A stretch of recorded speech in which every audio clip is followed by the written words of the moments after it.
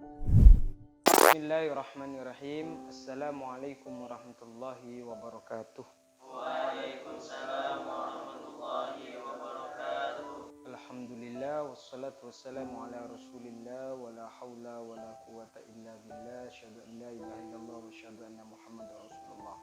Kali ini saya akan menyampaikan tentang urgennya kita mempelajari ulumul hadis. Tema ini atau mata kuliah ulumul hadis ini sangat penting kita pahami. Karena apa?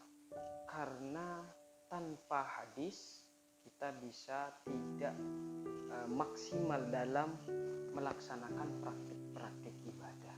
Hadis selain sebagai rujukan kedua setelah Al-Quran, pedoman kedua setelah Al-Quran, ada beberapa fungsi-fungsi tertentu yang tidak bisa kita lepas atau menghindari diri daripada hadis.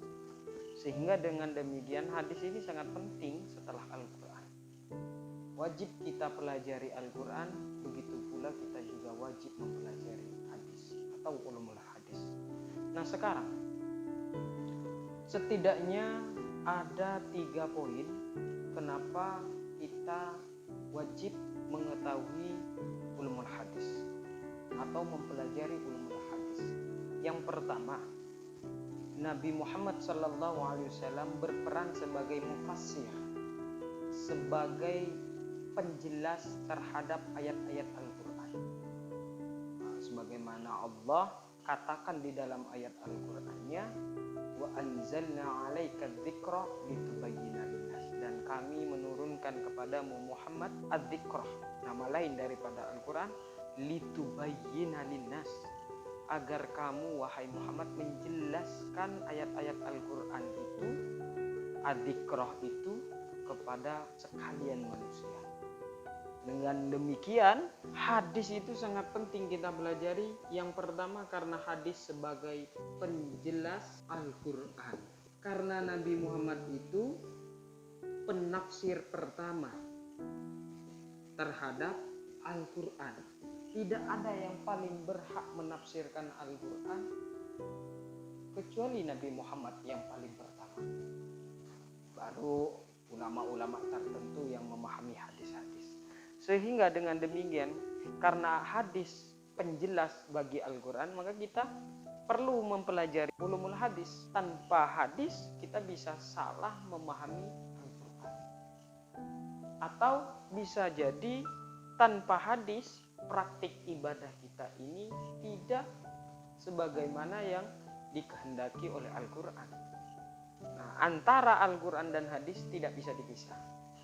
Yang kedua, kenapa kita perlu mempelajari ulumul hadis? Karena hadis itu wahyu, sebagaimana Al-Quran itu juga wahyu. Maka sama-sama wahyu. Karena Al-Quran wahyu, hadis wahyu yang bersumber dari Allah, maka mustahil bertentangan antara hadis dengan Al-Quran. Allah berfirman di dalam ayat Al-Quran, wa ma yantiqu 'anil hawa in huwa illa wahyu yuha. Sama-sama wahyu. Al-Quran wahyu dari Allah kepada Nabi Muhammad melalui perantara malaikat Jibril. Hadis atau segala sesuatu yang datangnya dari Nabi Muhammad, baik ucapan Nabi Muhammad, perbuatan Nabi Muhammad, dan atau ketetapan Nabi Muhammad, maka juga sama-sama wahyu. Karena sama-sama wahyu yang bersumber kepada satu zat, yaitu Allah, maka hadis juga sangat penting kita pelajari. Maka tidak bisa kita lepas, tidak pantas kita menjauhi hadis sebagai umat Islam tentunya. Dan yang ketiga, kenapa kita wajib mempelajari ulumul hadis? Urgensinya yang ketiga ialah karena ketika kita taat kepada Nabi Muhammad, itu sama artinya dengan taat kepada Allah. Taat kepada hadis itu sama dengan taat kepada Al-Quran. Taat kepada hadis ini sama dengan taat kepada Al-Quran. Atau taat kepada Nabi Muhammad itu sama dengan taat kepada Allah. Allah berfirman di dalam ayat Al-Qur'annya, wa atiullaha war rasul. Taatlah kepada Allah dan Rasul Nabi Muhammad SAW. Karena paling tidak dengan 3 alasan ini, mempelajari ulumul hadis itu sangat penting. Al-Quran dan hadis tidak bisa dipisah. Ini alasannya. Dan perlu ketahui berkaitan dengan hadis dan Al-Quran, ada 2 kelompok menyikapi kehadiran hadis. Secara umum ada 2 kelompok menyikapi kehadiran hadis. Yang pertama disebut dengan ingkarus sunnah, kelompok yang tidak mau dengan kehadiran hadis. Ini yang pertama. Yang kedua, nasirus sunnah, kelompok yang mengatakan hadis sangat penting dan wajib, tidak bisa dipisah dengan Al-Quran. Kita pahami satu persatu dulu secara singkat. Ingkarus sunnah, alasan-alasan kelompok ingkarus sunnah yang tidak mau dengan kehadiran hadis terhadap Al-Quran atau di dalam praktik keagamaan Islam, dalam agama Islam. Yang pertama, karena Al-Quran sudah cukup jelas, jadi hadis tidak penting, kata mereka. Yang kedua, Al-Quran sudah sempurna, kalau masih membutuhkan hadis katanya, maka itu sama artinya dengan hadis masih tidak sempurna. Paling tidak dengan 2 alasan ini, menurut kelompok ingkarus sunnah, hadis tidak penting. Sementara menurut kelompok yang kedua, nasirus sunnah, tidak bisa, hadis ini tidak bisa dipisah dengan Al-Quran. Kenapa? Karena hadis ini penjelas bagi Al-Quran. Contoh misalnya praktik sholat. Kalau kita cek di dalam ayat Al-Quran hanya ada waqimus sholah, dan laksanakanlah sholat.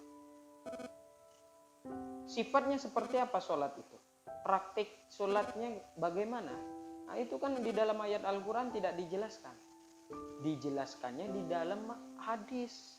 Maka hadis sebagai perinci daripada ayat-ayat Al-Quran.